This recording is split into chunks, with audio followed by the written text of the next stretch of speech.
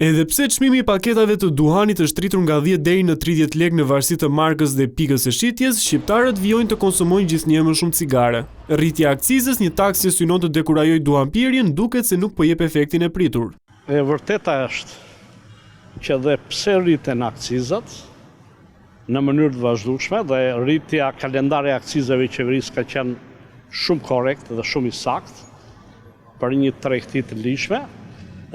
Aktualisht nuk ka efekt në vendin tonë për arsye të vetme sepse ekziston tregti e palishme. Si pasojë e këtij fenomeni, më të favorizuarit nga rritja e çmimeve janë pikërisht ata që kanë hequr dorë nga konsumi i duhanit. Tendenca është që pirja e duhanit më tepër po konsumohet nga shtresat më vulnerable.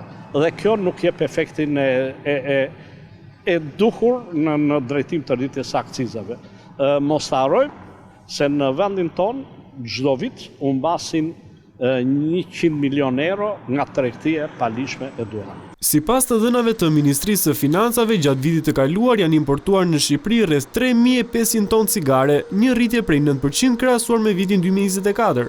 Paralelisht me rritjen e çmimit të cigareve tradicionale, është rritur dhe akciza për cigaret elektronike apo të ashtu quajturit vape, nga 18 lekë për mililitër në 20 lekë, duke prekur një numër të lartë të rinjve që i konsumojnë. Edhe pse profesionistë të shëndetit dhe të tjerë japin disinformata për këto produkte.